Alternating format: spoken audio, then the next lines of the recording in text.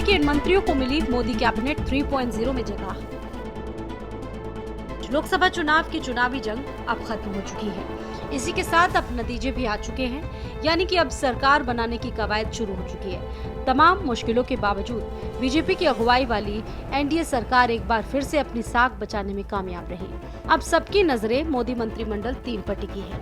इस बार के चुनाव में एनडीए का उत्तर प्रदेश में बेहद खराब प्रदर्शन रहा, या यूं कहें कि सत्ता पर काबिज पार्टी की कुर्सी बस जाते जाते रह गई।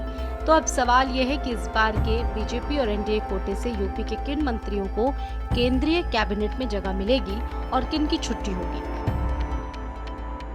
दरअसल 2024 में लोकसभा के लिए हुई इस जंग में 12 केंद्रीय मंत्रियों को यूपी चुनाव में उतारा गया था, जिसमें 7 चेहरे चुनाव हार गए।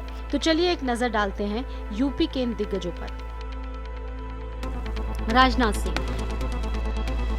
लखनऊ से बीजेपी के दिग्गज नेता सांसद राजनाथ सिंह को एक बार फिर से मोदी मंत्रिमंडल में जगह मिली है। इससे पहले वो केंद्र में रक्षा मंत्री का पद संभाल रहे थे। जयंत चौधरी। किसान नेताओं के दिग्गजों में से एक जयंत चौधरी को केंद्रीय मंत्रिमंडल में पहली बार जगह मिली है।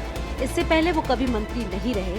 हालांकि जयंत के पिता अजीत सिंह 4 सरकारों में मंत्री रहे। मिर्जापुर से सांसद अनुप्रिया पटेल को एक बार फिर केंद्र में बैठी मोदी सरकार के कैबिनेट में जगह मिली है। अनुप्रिया ओबीसी समुदाय से आती हैं। ऐसे में माना जा रहा है कि ओबीसी समुदाय को साधने के लिए बीजेपी ने अपना दल प्रमुख अनुप्रिया पटेल को 3.0 में जगह दी है। पंकज चौधरी 8वीं बार सांसद बने। पूर्वांचल में ओबीसी समुदाय से आते हैं और उनको एक बार फिर से मोदी मंत्रिमंडल में जगह मिली है। मोदी 2.0 में भी पंकज सिंह को जगह मिली थी।